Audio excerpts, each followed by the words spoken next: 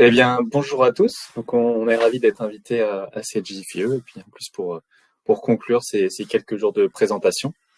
Donc, on est Clément François et Sarah Leroy. Nous travaillons tous les deux à Kireval, donc qui est une entreprise basée près de Rennes, dont le métier c'est le test logiciel. Et plus particulièrement, tous les deux, nous travaillons dans une équipe dédiée à l'intelligence artificielle, avec principalement deux axes. Un premier plutôt sur le test, le test de l'intelligence artificielle, et un second qui se rapproche plus de notre présentation d'aujourd'hui, qui est quelle utilisation on peut avoir de l'intelligence artificielle pour les métiers du test. Et donc notre présentation s'intitule IA, nouvel assistant de l'ingénieur des exigences. Donc évidemment, si c'est une question, on tentera d'y répondre. Et donc c'est un retour d'expérience à travers un cas d'usage qu'on a mené au sein de Kereval. Alors en introduction, évidemment, on a voulu demander à ChatGPT pour gagner du temps.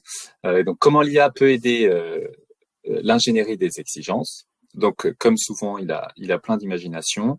Et ça tombe bien parce que le premier point donc, est notre cas d'usage du jour avec de l'extraction automatique d'exigences.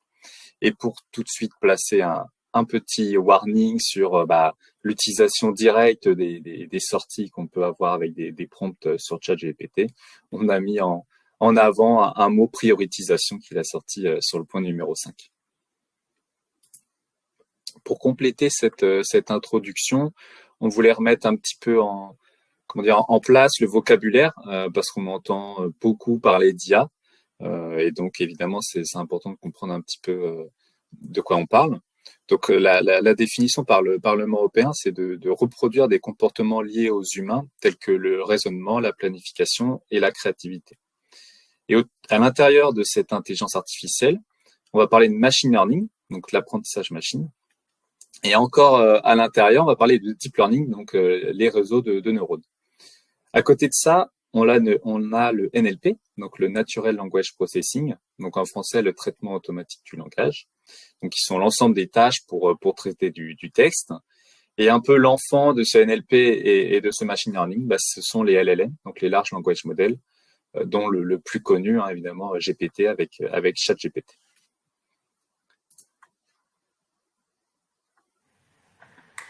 Alors du coup, l'objectif de cette présentation, c'est de vous montrer un petit peu un exemple précis d'utilisation de l'IA en ingénierie des exigences, donc pour assister le testeur. Et nous, le cas d'usage qu'on a choisi de traiter, c'est l'extraction d'exigences à partir d'un document. Donc dans notre cas, on a choisi un document PDF. Celui qu'on utilise pour l'exemple, c'est un profil d'interopérabilité en santé. Et donc, à partir de ce document, ce qu'on veut, c'est extraire une liste des exigences, donc, comme on voit encadré en rouge à droite, et éventuellement des informations supplémentaires telles que le numéro de page et la section d'où est extraite l'exigence, donc pour la traçabilité. Alors, et du coup, pour répondre à cet objectif, on a mis en place différentes méthodes. Et ces différentes méthodes, on va avoir besoin de les évaluer pour pouvoir à la fois les comparer et évaluer leur performance. Donc, avant de rentrer un petit peu plus dans le vif du sujet, on va vous présenter quelques petites notions qui vont être utiles par la suite. Donc, dans nos méthodes, à un moment, on va avoir besoin de faire une classification binaire. Donc, une classification binaire, c'est classer des objets simplement en deux catégories. Et dans notre cas, on va vouloir classer des phrases selon si elles sont une exigence ou non. Voilà. Et donc, pour évaluer cette classification, on a besoin de données annotées, donc qu'on considère comme une vérité. Et en fait, on va comparer ces données annotées aux prédictions qui vont être faites par un modèle utilisant de l'IA notamment, en utilisant ce qu'on appelle une matrice de confusion. Donc, il y en a peut-être parmi vous pas mal à qui ça parle, mais on va juste repréciser un petit peu les choses. Donc, dans notre cas, on a besoin de définir arbitrairement, on va dire, une classe qu'on appelle positive et négative. Donc, nous, la classe positive, ça sera les exigences et la classe négative, les non-exigences. Et donc, dans la matrice de confusion, en colonne, on a donc les données annotées et en ligne, on a les prédictions. Et en fait, on va répartir nos prédictions dans des cases selon si elles sont correctes ou non. Donc, on peut avoir deux types de prédictions correctes. les exigences qui sont correctement classées comme exigences, c'est ce qu'on appelle les vrais positifs, et les non-exigences qui sont correctement classées en non-exigences, c'est les vrais négatifs, pardon. Et pareil, on peut avoir deux types d'erreurs, inversement. Et donc, les chiffres de cette matrice, ils vont nous servir à calculer des métriques. Donc, la plus classique et la plus simple, c'est ce qu'on appelle l'accuracy.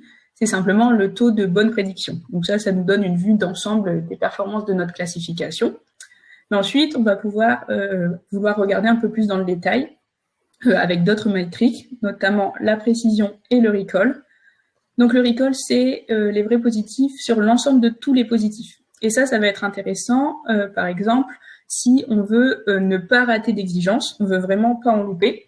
Donc dans ce cas-là, on va s'intéresser au recall parce qu'il permet de minimiser le nombre de faux négatifs. Donc ce sont les exigences qui ne sont pas détectées, qui sont classées par le modèle comme non-exigences, alors qu'en réalité, ce sont des exigences. Donc voilà, et ensuite on a la précision, elle, qui permet de minimiser le nombre de faux positifs. Et dans ce cas-là, on voudrait ne pas avoir trop d'exigences en fait qui sont détectées à tort. Donc ça va dépendre un petit peu de nos objectifs, de nos cas d'usage. Donc voilà, c'était des petites notions qu'on va utiliser par la suite. Et si dernière chose, il y a une métrique qui n'est pas présentée ici, c'est le F1 score, et ça permet en fait de prendre en compte à la fois la précision et le recall. Donc voilà, ces petites notions présentées, on va pouvoir rentrer un petit peu plus dans le vif du sujet avec la première méthode qu'on a mise en place pour extraire les exigences. Donc cette première méthode, on l'a appelée extraction directe. En comparaison à la seconde méthode, vous verrez pourquoi on l'a appelée comme ça par la suite. Et donc, dans cette méthode, on va prendre le document PDF en entrée, on va extraire le texte, et à partir du texte extrait, on va extraire les exigences, et c'est à ce moment-là qu'intervient l'IA, et notamment les LLM. Alors, la première étape, l'extraction du texte. Donc, pour faire ça, on utilise un module Python.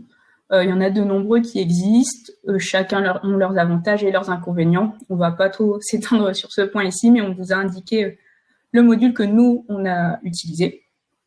Et donc là, un petit exemple sur la slide. En haut, c'est une capture d'écran donc du PDF, et en dessous, c'est le texte qui est extrait. Donc on voit qu'on récupère bien forcément tout le texte, qu'on récupère les éléments aussi tels que les retours à la ligne, et des éléments qui nous intéressent pas forcément mais qui sont présents, par exemple ici le numéro de ligne. Donc voilà, ça c'est un petit peu du bruit, on pourrait imaginer faire un traitement spécifique pour l'enlever, mais ça va dépendre des cas d'usage. Donc nous, on est resté sur le principe de faire quelque chose le moins spécifique possible pour que ça puisse s'appliquer à différents cas d'usage, et on verra que ça pose pas spécifiquement de problème par la suite. Ensuite, la partie extraction des exigences. Donc là, on a notre texte extrait. Et d'ailleurs, j'ai pas précisé, mais l'extraction est réalisée par page, parce qu'en PDF, ça fonctionne par page, et ça permet d'avoir des morceaux de texte plus petits. Et donc, pour extraire les exigences, nous, on a essayé d'utiliser deux LLM pour les comparer. Donc, on a le fameux, on va dire, GPT, on a pris la version 4O, donc qui est un modèle d'OpenAI, et on a pris aussi un modèle open source qu'on a pu faire tourner en local, donc pour éventuellement des restrictions liées à la confidentialité des données, comme ça a déjà été mentionné précédemment. Et donc, pour utiliser un LLM, on va lui donner ce qu'on appelle un prompt, donc c'est du texte. Et dans notre cas, le prompt, il va être composé d'instructions que vous voyez dans la bulle bleue juste en dessous, et du texte d'une page. Donc dans le prompt, on va lui préciser donc qu'on donne un texte en input, qu'on veut extraire les phrases qui sont des exigences, qu'une exigence, ça doit être une seule phrase, et que c'est possible que dans le texte, il n'y ait aucune exigence. Donc dans le prompt, on peut ajouter pas mal de choses. C'est ce qu'on appelle du prompt engineering. Donc il y a un élément qu'on trouve important, c'est le format de sortie, parce que ça permet d'avoir des résultats plus robustes et plus exploitables par la suite. Parce qu'en fait, si on récupère un texte libre, c'est pas forcément facile de l'exploiter par la suite, alors que si on a un format structuré comme du JSON, ça va être quand même beaucoup plus simple à exploiter. Et donc, on peut aussi ajouter d'autres éléments, donc notamment ce qu'on appelle un rôle, c'est-à-dire on dit à l'IA, par exemple ici, place-toi dans le rôle d'un expert en ingénierie des exigences. Donc dans notre prompt de base, on n'en a pas mis de rôle, mais on reviendra sur ce point un petit peu par la suite. Donc pareil, un petit exemple pour illustrer. En haut, le texte extrait du PDF, un morceau de texte, et en dessous, les 2 phrases qui ont été identifiées comme des exigences par le LLM. Et donc à partir de ça, on va pouvoir réaliser notre fameuse évaluation avec ce dont on vous a parlé au début. Donc là, on présente les matrices de confusion pour chaque LLM utilisé. Donc la petite particularité ici, c'est qu'on n'a pas le nombre de vrais négatifs, parce qu'en fait, les données annotées qu'on avait à disposition, ce sont uniquement les exigences qui sont extraites d'un document, mais on n'a pas toutes les phrases qui ne sont pas des exigences. Et c'est pareil, en fait, avec le LLM, on récupère uniquement les phrases qui sont des exigences. Mais au final, c'est pas très grave, puisque ça nous empêche juste de calculer l'accuracy, mais on peut calculer les 3 autres métriques dont on vous a parlé tout à l'heure. Donc là, si on regarde par exemple pour GPT, on retrouve correctement 44 exigences. Par contre, on voit qu'il nous en manque quand même 27 et qu'on a 23 phrases qui sont identifiées à tort comme des exigences. Et donc, ça nous donne les chiffres qui sont dans le tableau central. Donc, globalement, on voit que GPT est meilleur que Llama, ce qui semble assez logique parce que c'est quand même un modèle beaucoup plus gros. On voulait aussi préciser ici qu'on a 2 sources d'erreurs possibles. Donc, simplement une phrase qui est mal classifiée par le modèle, mais on peut aussi avoir un mauvais découpage en phrases. Parce qu'en fait, le modèle, on ne va pas lui donner une phrase par une phrase, on va lui donner un morceau de texte. Donc, en fait, c'est comme s'il avait 2 tâches à réaliser, un découpage en phrases, puis une classification. Donc voilà, faut juste avoir en tête qu'il peut y avoir au moins ces 2 types d'erreurs-là. C'est pour ça que on voit que ces résultats, ils sont intéressants, mais on aurait quand même envie d'essayer de les améliorer un petit peu. C'est pour ça que Clément va vous présenter juste après la seconde méthode qu'on a mis en place. Et juste avant, un petit retour sur la notion de rôle. Donc, on a voulu étudier l'influence de l'ajout d'un rôle dans le prompt, parce qu'au départ, on vous avait dit qu'on n'en avait pas mis. Et donc, on a essayé d'ajouter dans le prompt un rôle, enfin, on en a même essayé 2. Donc, on lui a dit que c'était un testeur logiciel, et l'autre, un expert en ingénierie des exigences. Et donc, globalement, si on regarde les résultats, on voit qu'avec GPT, l'ajout d'un rôle, il n'a pas beaucoup d'influence sur les résultats, voire il diminue même un petit peu les performances. Alors que par contre, avec Llama, on voit que l'ajout d'un rôle, ça améliore quand même pas mal les performances. Donc voilà, ça va dépendre des cas d'usage, des modèles. Ici, ce qu'on observe, ça semble plutôt logique puisque Llama, c'est un plus petit modèle. Donc, on va se dire qu'il faut peut-être plus travailler le prompt pour avoir de meilleures performances. Donc voilà, c'était un peu ce qu'on voulait vous montrer sur la première méthode. Et je vais laisser Clément vous montrer ce qu'on a fait sur la seconde méthode. Merci Sarah. Donc pour cette seconde méthode, elle va être beaucoup plus découpée en étapes. Donc avec toujours une première action qui est quand même l'extraction du texte du PDF d'origine. Et ensuite, on va découper en plusieurs parties. Donc une première pour découper en phrases et une seconde pour classer ces phrases en exigences ou non. Pour ce découpage en phrases, on a pris 2 méthodes. Une, on va dire, plus historique et une beaucoup plus récente. Donc cette méthode plus historique prend deux packages très connus de NLP, donc spaCy et NLTK, qui sont globalement utilisés pour découper en mots ou découper en phrases, extraire de l'information dans du texte. Et donc nous ici, évidemment, nous avons utilisé pour découper en phrases.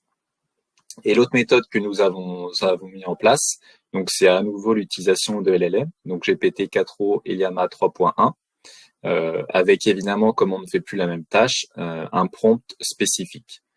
Donc on lui demande on lui précise qu'on va lui donner un texte en entrée et qu'il va falloir découper ce texte en phrases. Évidemment, là ici on montre une partie du prompt puisqu'il y a aussi une partie pour récupérer une sortie structurée, donc principalement en JSON. Pour vous illustrer un petit peu les différences qu'on peut constater lors du découpage, on a mis à gauche un découpage réalisé avec spaCy et à droite un découpage réalisé avec GPT-4o. Donc comme vous pouvez le constater, ces 2 découpages ils sont très différents. Et pour vous expliquer peut-être une des raisons, typiquement, historiquement, les découpages, par exemple avec Spacey, prennent les retours à la ligne, les points, les majuscules après les points, etc. Et ici, typiquement, il a du mal à faire un découpage après une série de chiffres et de points, ou ici, quand il y a un retour à la ligne mais pas de points, il se perd un petit peu, alors que GPT-4o va beaucoup plus découper. Ce qu'il faut avoir en tête, évidemment, c'est comment savoir quel est le meilleur découpage. Parce que finalement, d'une manière, on va dire, humaine et habituelle, on va se dire, une phrase commence par une majuscule et se termine par un point. Mais ici, est-ce que c'est la meilleure façon de découper finalement pour utiliser ensuite de l'intelligence artificielle? Et nous, pour savoir quelle est la meilleure méthode, finalement, on va repartir des exigences que l'on a qui sont annotées. Puisque le but, c'est de découper de façon à retrouver au mot près ces exigences. Et donc finalement, GPT-4o, en fait, il découpe parfaitement et il permet de retrouver l'ensemble des exigences que l'on avait dans notre cas d'usage, alors que d'autres méthodes, on en retrouvait beaucoup moins.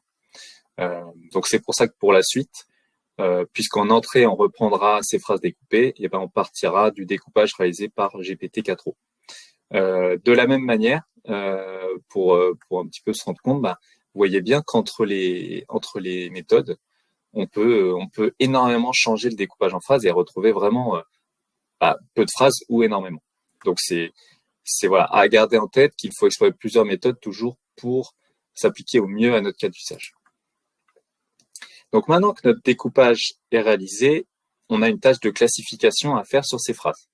Donc ici, on a mis en place 4 méthodes qui sont un petit peu des méthodes historiques ou plus récentes pour faire de la classification de phrases. Donc une première très naïve où c'est juste basé règles. On va regarder les phrases qui contiennent show le may et on va les classer en exigence. Une seconde, ça va être l'utilisation de BERT. Donc c'est des modèles de classification qui sont pré-entraînés sur des jeux de données globaux et qu'on peut fine-tuner sur des jeux de données spécifiques. Alors ici, on parle de méthodes historiques.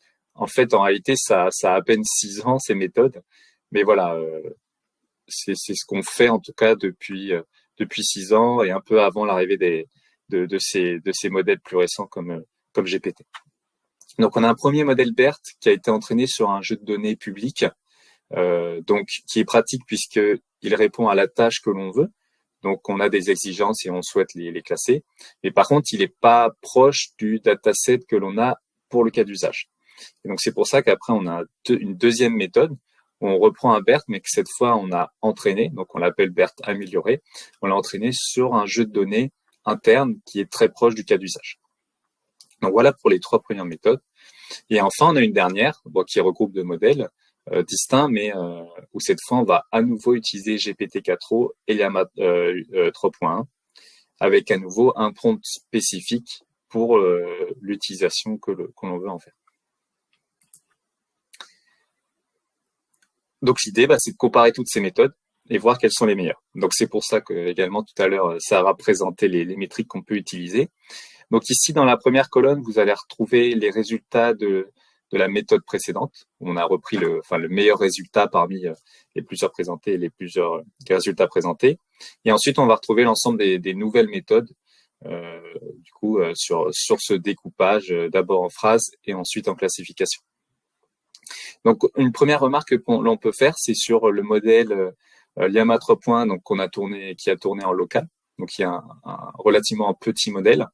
On a un recall très élevé, mais en fait, il faut pas se tromper dans l'interprétation de ce résultat, parce que le modèle classe quasiment toutes les phrases en exigence.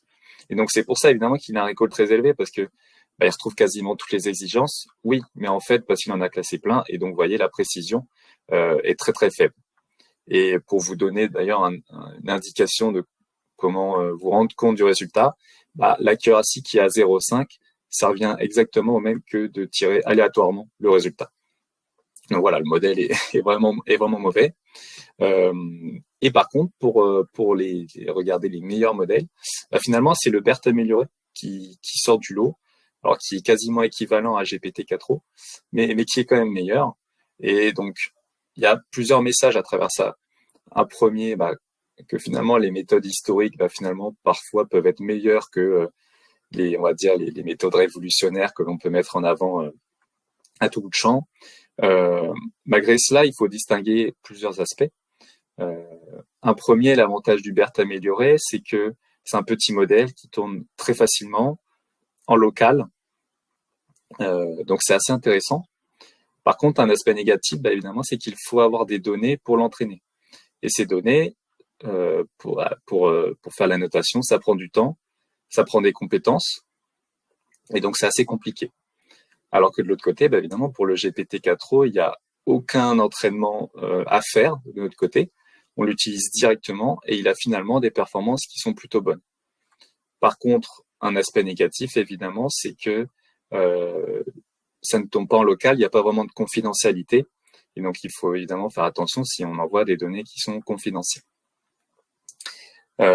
Donc voilà plusieurs aspects. Un dernier qu'on n'a pas mis dans la présentation, mais qu'il faut garder en tête, c'est que on a fait 2 étapes. Une première où on faisait plutôt des prompts où le LLM nous répondait de manière, on va dire, en langage naturel. Et un second test où cette fois on voulait récupérer un format donc structuré comme ça, on parlait tout à l'heure en JSON, puisque l'idée, évidemment, c'est d'automatiser tout ça et donc de ne pas avoir ensuite des traitements à faire sur le résultat et pouvoir directement l'exploiter pour l'entrer dans des outils comme Squash par exemple. Et parfois, en fait, ce passage à un format structuré de sortie peut baisser les performances. Donc sur GPT-4o, c'est ce qui se passait. Alors que sur le modèle Llama, souvent ça l'aidait à respecter un format et en plus ça simplifiait énormément l'exploitation. Donc voilà un petit peu des messages à avoir en tête et puis Sarah va les compléter tout de suite.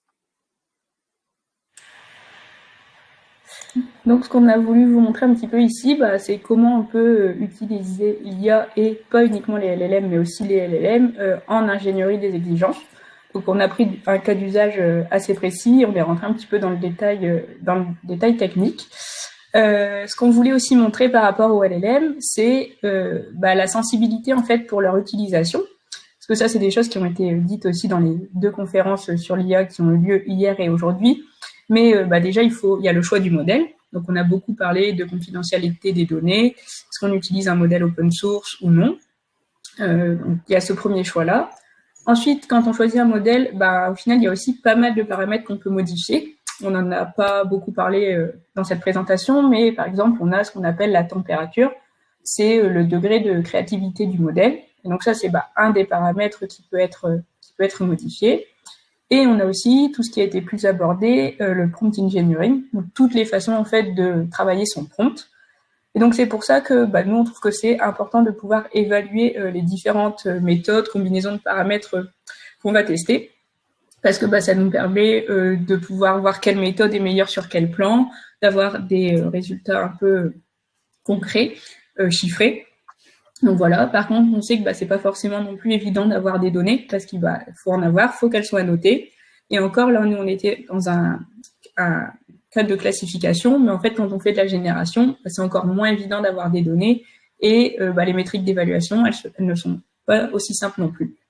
Donc voilà, c'est un petit peu les retours qu'on voulait faire sur l'utilisation des LLM notamment.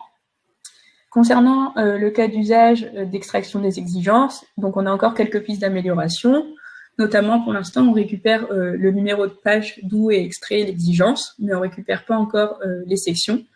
Donc ça peut être important aussi après pour tout ce qui est traçabilité. Ensuite, comme du PDF, on extrait le texte, on ne traite pas les images. Donc il y a des LLM qui permettent aujourd'hui d'interpréter les images, mais pour l'instant, nous, on utilise uniquement le texte, mais on sait que dans les images, il peut y avoir aussi de l'information. Et ensuite, il y a toutes les étapes qui sont un peu en amont qu'on a voulu aussi vous montrer. Donc c'est tout ce qui est l'extraction du texte. Donc nous, pour l'instant, on le fait à partir de PDF, mais on pourrait imaginer utiliser d'autres formats de documents. Et on pourrait aussi un petit peu retravailler l'étape d'extraction du texte, par exemple. Et donc, nous, on vous a montré un exemple pour l'extraction des exigences, mais on peut faire pas mal de choses, et c'est aussi ce qui a été montré dans les 2 autres conférences. Donc là, on avait mis deux autres petits exemples. Une reformulation selon un pattern. Donc là, c'est dans le cas où on a déjà nos exigences et en fait, on veut les reformuler pour qu'elles respectent un certain format. Donc là, dans le prompt, on donne le format, on donne l'exigence et elle est reformulée. On pourrait aussi imaginer le cas où les exigences doivent normalement déjà respecter un certain format et on pourrait aussi demander au LLM de le vérifier. Et le second exemple, c'était justement la vérification du respect de critères. Donc là, par exemple, on donne un requirement, enfin une exigence, et on demande si elle respecte les critères invest, pareil, qui ont été évoqués tout à l'heure.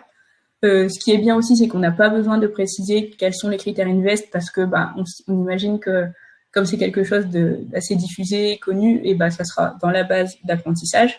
Et donc c'est ce qu'on voit là, il y a une partie de la réponse qui est coupée, mais en préambule, on avait la liste des critères, une petite explication des critères, et ensuite là, pour chaque critère, on a une explication de est-ce que notre exigence les respecte ou non. Donc voilà, c'est des autres petites choses qu'on a testées. Ce qui est intéressant souvent aussi, c'est de combiner différentes étapes selon les besoins du cas d'usage. Et donc, en conclusion, ce qu'on a voulu montrer, c'est que l'IA, ça peut être un bon assistant, mais que son utilisation va dépendre de beaucoup de facteurs, notamment le cas d'usage, les tâches à réaliser, le besoin, aussi les contraintes, comme on a beaucoup parlé de confidentialité des données. Donc voilà, ça, et aussi, l'IA, c'est pas uniquement les LLM. On voit que des fois, on a des méthodes plus simples, moins coûteuses, qui peuvent fonctionner aussi bien, voire mieux. Donc voilà, il faut vraiment avoir tout ça en tête. Et nous, là, on a appliqué nos méthodes donc à quelques cas d'usage d'extraction d'exigences. On est toujours intéressé pour appliquer à d'autres cas d'usage. Donc si vous en avez, n'hésitez pas à revenir vers nous. Et ensuite, la suite de notre travail, ce sur quoi on travaille également à Kereval, c'est de générer des cas de test à partir des exigences. Donc une fois qu'elles sont bien formalisées, voilà, ça c'est la suite logique en utilisant l'IA. Et voilà pour notre présentation. Merci pour votre attention et puis on est dispo pour répondre à vos questions. Merci beaucoup Sarah et Clément. Alors les questions, il y en a très très peu pour l'instant. Je vais essayer de pousser un peu les gens à poser des questions. Vous êtes encore une soixantaine à être présents et il est 13h04, on a encore un peu le temps. Je sais qu'on a tous faim, mais c'est comme ça. On va essayer de poser un certain nombre de questions à nos orateurs pour cette présentation assez intéressante avec un certain nombre de critères et de paramètres qui ont été mis en place. Alors pour l'instant, j'ai qu'une question, donc on va passer le temps, on va rester un petit peu de temps dessus. Je suis en train de chauffer la salle pour essayer qu'il y ait d'autres questions qui soient posées. Je pose également à mes collègues de l'organisation, si vous avez des questions à poser, posez-les. Première question, bonjour, comment réalisez-vous le fine-tuning ? Alors le fine-tuning, si je peux laisser ça. Donc le fine-tuning, en fait, c'est, on va dire, le réapprentissage du modèle sur des données souvent proches du cas d'usage. Donc ici, en fait, on avait à disposition de nombreuses exigences très proches du cas d'usage. Et donc, ce qu'on a fait, on a créé un jeu de données qui contenait toutes ces phrases qui étaient des exigences et qu'on classait en exigences. Et on a ajouté d'autres phrases ici qui étaient pas des exigences, qu'on a extrait des documents d'où venaient ces phrases. Et donc avec cela, ça a permis de réentraîner le BERT sur des données plus proches du cas d'usage et d'améliorer les performances. Sarah, tu veux rajouter quelque chose? Que là, je suis en train de meubler, très, très clairement. Je pas de questions. Non, c'était clair. Après, oui, juste, c'était toujours pareil. En fait, ce qu'on avait comme données, c'est les exigences. Et ce qui nous manque toujours, c'est les phrases qui ne sont pas des exigences. Donc, ça veut dire qu'il faut retrouver dans le PDF des phrases qui n'ont pas été classées. Donc, pour ça, on a utilisé parfois des métriques de similarité. Parce que des fois, dans le logiciel où étaient renseignées les exigences, par exemple, elles sont pas exactement copiées-collées ou des petites choses comme ça. Donc, il y a un peu de travail pour construire les jeux de données, mais on voit que les résultats par la suite sont intéressants. Donc, ça valait le coup. Allez, deux nouvelles questions qui sont arrivées. Merci aux personnes qui posent des questions et n'hésitez pas à continuer. La proposition de cas d'usage de points, le rapprochement fonctionnel d'exigence afin de rapprocher les sujets fonctionnels communs. Et un deuxième tiret, l'analyse d'incohérence entre exigences. Voilà, c'est une proposition de cas d'usage qui vous propose pour demain, si je comprends bien. Ouais, donc ça sera un petit peu, j'ai l'impression, la suite de ce qu'on a fait. Une fois qu'on a les exigences, essayer de les retravailler, les regrouper, ouais, et les analyser entre elles. Je pense aussi. Et puis il y a une autre question également, ou interrogation. Pouvez-vous repréciser quel est le F1 score, s'il vous plaît? On peut tourner sur la slide. Donc là, on a le F1 score pour toutes les méthodes qu'on a testées. Donc voilà, on voit que le plus élevé, avec le BERT amélioré, il était à 0,74. D'accord, mais peut-être que Oui. là, dans cette question, c'est de savoir Ah, comment le ce que calcul s'est c'était, fait. pardon. Oui, oui. Oui, alors le F1 score, c'est la moyenne harmonique de la précision et du recall. Alors c'est peut-être un petit peu technique, mais la formule exacte, c'est deux fois la précision fois le recall sur la précision plus le recall. Il y a différentes façons de l'écrire, mais voilà. N'hésitez pas à aller voir si vous voulez regarder un petit peu dans le détail. Il y a plein d'articles qui expliquent bien ces différentes métriques. Et en fait, pour préciser un peu côté métier ce que Sarah expliquait, c'est que d'un côté, on a la précision et le recall qui permettent d'évaluer est-ce qu'on est bon sur la détection d'une classe. Donc, par exemple, ici, il y a plusieurs aspects. On va vouloir repérer les exigences, donc bien classer l'ensemble des phrases qui sont des exigences en exigences, mais on va vouloir également éviter de classer des phrases qui ne sont pas des exigences en tant qu'exigences. Et en fait, ce F1 score, il permet ça. Il permet de moyenner cet arbitrage en fait entre est-ce que je veux plutôt avoir des vrais positifs ou des faux négatifs. Pour donner je sors un peu du cadre métier, mais par exemple sur un algorithme qui voudrait détecter le cancer chez un patient, on va vouloir plutôt avoir beaucoup de warnings sur ce patient atteint d'un cancer et à la limite supprimer ensuite ces faux warnings plutôt que rater un patient qui a le cancer et qu'on aurait classé en non-cancer. Donc c'est en cela que la précision et le call peuvent être utilisés un peu en parallèle et le F1 score va harmoniser finalement ces deux métriques. OK. Avez-vous essayé d'extraire des exigences gérées dans les outils type DORS ou Polarion en utilisant le format Rectify peut-être? Non, Rectify, donc Requirement Interchange Format. François-Xavier Delaunay, c'est la personne qui avait présenté hier l'exigence VS modèle. Voilà. Alors non, c'est pas quelque chose qu'on a fait. Du coup, je sais pas si ça serait plutôt pour comparer peut-être à ce qu'on a extrait ou pour avoir des données, mais on prend les pistes. OK. Quelle était la finalité de cet exercice d'extraction d'exigence? C'était un proof of concept, point d'interrogation. En fait, c'est une tâche qui est faite régulièrement à Careval, justement quand on a des documents et ou par exemple des profils d'interopérabilité et qu'on a besoin de les tester, des fois on n'a pas forcément les exigences qui sont bien formulées, on n'a pas forcément une liste, et donc comme c'est quelque chose qu'on a besoin de faire à Careval, on a essayé de regarder ce qu'on pouvait faire là-dessus en utilisant de l'IA. OK. Pour l'instant, dernière question, mais j'espère qu'il y en aura d'autres qui vont arriver d'ici là. Les modèles LLM ont-ils été entraînés sur combien de données? Ont-ils été entraînés sur combien de données? Voilà la question.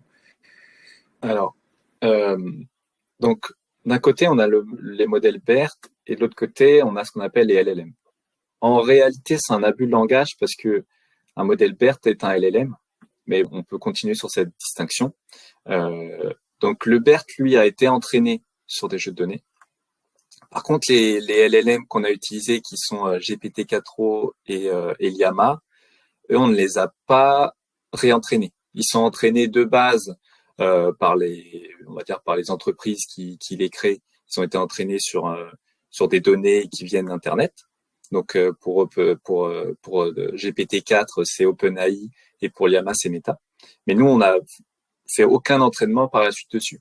C'est pour ça qu'on mettait en avantage de cette méthode que, en fait, on pouvait directement utiliser le modèle et qu'il n'y avait pas du tout besoin de faire une annotation d'un jeu de données en pré-traitement. C'est ce que j'avais compris, oui, également.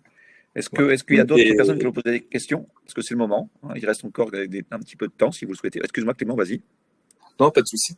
Mais par contre, pour répondre à la question sur combien de données, du coup, sur la partie BERT, Oui. ça représente environ 6000 phrases d'exigence. Donc voilà, c'est quand même quelque chose qui est très conséquent. Mais vous avez appris ce qui était une bonne exigence et ce qui n'était pas une exigence aussi? Oui, en fait, nous, on avait en ressources ces exigences, donc qui étaient des phrases. Et juste pour créer le jeu de données, il a fallu rajouter des phrases qui n'étaient pas des exigences. Et donc c'est pour ça qu'on a fait des itérations sur les documents d'origine pour ressortir des phrases qui n'étaient pas des exigences et également respecter la répartition des deux classes. Parce que finalement, nous, quand par la suite, donc on partait, comme Sarah l'a présenté, d'un PDF duquel on voulait extraire des exigences. Sur la deuxième étape, où on découpait d'abord par phrase, et qu'ensuite on applique cette classification, généralement, lors de l'entraînement, on a besoin d'apprendre au modèle un petit peu la répartition entre les deux classes, donc exigence et non-exigence. Donc voilà, il y a un petit peu c'est juste pour parler d'un aspect, mais il y a plusieurs techniques à bien appliquer lors de la création de ce jeu de données d'entraînement. Moi, j'ai une petite question par rapport, parce que vous avez demandé au LLM notamment comment étaient écrites vos exigences par rapport à Invest. Je suis un peu embêté avec le premier, parce que indépendant, comment il peut vous répondre, à moins de lui envoyer toutes les exigences, quoi. Oui, exactement. Là, voilà, on a mis un petit exemple comme ça, mais c'est vrai qu'en fait, pour que ça soit pertinent, il faudrait lui donner plus de contexte en entrée. Exactement, soit les autres exigences, également peut-être une partie du document ou des choses comme ça. C'est vrai que là, on aurait des réponses pertinentes parce que là, a priori, il n'a pas toutes les informations nécessaires et on voit que dans ses réponses, souvent, c'est assez mitigé. Alors, je sais pas. Donc là, il dit que ça peut dépendre justement des autres fonctionnalités. Il va pas avoir un avis très tranché. Justement, je pense parce qu'il manque de contexte. C'est une bonne remarque. Et donc là, toujours par rapport à ça, je rebondis. Est-ce que vous avez identifié par rapport à ces caractéristiques Invest, ce qui était un bon I, un mauvais, enfin peut-être pas I, hein, je vais prendre négociable par exemple, hein, ou small par exemple. Est-ce que c'était une exigence small, ce qui n'était pas une bonne exigence small? Est-ce que vous avez également travaillé sur cette caractérisation entre guillemets pour qu'il puisse également vous répondre, bah oui, c'est acceptable ou non, ça ne l'est pas? On n'a pas encore trop travaillé là-dessus. L'idée, ça serait par exemple de lui préciser un petit peu, c'est ça, plus de détails sur ses critères. Lui dire qu'est-ce que c'est un bon small et qu'est-ce que c'est un mauvais small, par exemple. Oui. De façon à lui donner quelques éléments pour pouvoir choisir, entre guillemets, et vous dire, bah, écoutez, par rapport à ce qu'on avait dit, moi je considère que c'est pas small. Voilà, donc le S n'est pas respecté dans l'exigence que j'ai obtenu, enfin que j'ai obtenu par un moyen ou un autre, hein, peu importe. Voilà. Ok. Il y a une question qui est tombée. Après, il y a également ici notre tâche, c'était vraiment de retrouver des exigences dans un document et de les reprendre au mot près finalement.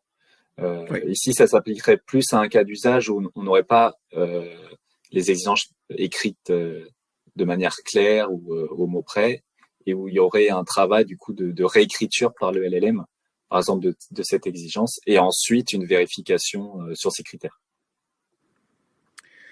Alors, les performances des LLM sur votre cas peuvent-elles être améliorées en faisant du Retrieval Augmented Generation, le RAG, hein, évidemment, point d'interrogation. Sur ce cas, puisque on veut extraire directement les exigences dans le document, on avait essayé de donner entièrement le document en RAG et de lui dire directement extrait toutes les exigences. Ça marchait pas mieux que la première méthode que Sarah a présentée. Mais évidemment, c'est une méthode qui est souvent intéressante à mettre en avant. Même typiquement là, le Invest est assez connu, donc on peut lui poser directement la question dans le prompt. Mais parfois, ça peut être des documents plus confidentiels ou moins connus, et c'est évidemment intéressant de les mettre en règle. Il y a quelqu'un qui revient sur à peu près la question que j'avais posée. Hein. Je reviens sur Invest. Serait-il possible par ajout dans le prompt que le LLM évalue chaque caractéristique Invest? Moi, je l'ai vu avec une autre société. Je n'en dis pas plus. Mais je pense que c'est possible à faire. Hein. Il mettait même une valeur. Ça veut dire qu'il mettait entre 0 et 1, en essayant de mettre un pourcentage, si vous préférez, en disant l'indépendant est bien respecté, le négociable est bien respecté ou pas, etc. Donc, voilà. C'est un peu ce qu'on disait aussi sur les formats structurés. Là, typiquement, on pourrait demander un JSON avec, pour chaque critère, par exemple, une phrase, une note, voilà, des choses comme ça. Tout à fait. Écoutez, j'ai plus de questions. Je vais vous remercier, Sarah et Clément, pour cette belle présentation. Je vais vous souhaiter une bonne continuation par rapport à toutes ces problématiques, parce que je sais quand même de mes étudiants qui travaillent avec vous sur ces aspects-là. Il y a 2 projets actuellement qui arrivent autour de ces problématiques-là. Je vais remercier également toutes les participants de ces 3 journées à ce programme de GFIE. On se retrouvera peut-être tous ou pas à la JFTL au mois de juin, voire à une autre présentation qui va avoir lieu, qui s'appelle le GT Taya également, sur la partie intelligence artificielle, qui aura lieu en janvier, si je ne dis pas de bêtises, sur Paris, en présentiel cette fois-ci, pour voir un petit peu comment le test et l'IA aujourd'hui se combinent avec les présentations qui auront lieu. Donc je vais vous souhaiter à tous plein de bonnes choses, un bon appétit déjà, parce qu'on a tous un petit peu faim. Je remercie encore nos sponsors Telis et OpenText. Et je vous souhaite surtout une très bonne journée. Merci encore. Et puis, vous pourrez revoir évidemment toutes ces présentations vidéo ainsi que les transparents de présentations qui ont été faites pendant ces 3 jours sur le site du CFTL. Bonne fin de journée. À bientôt. Merci encore à vous. Au revoir. Merci. Bon après-midi. Au revoir.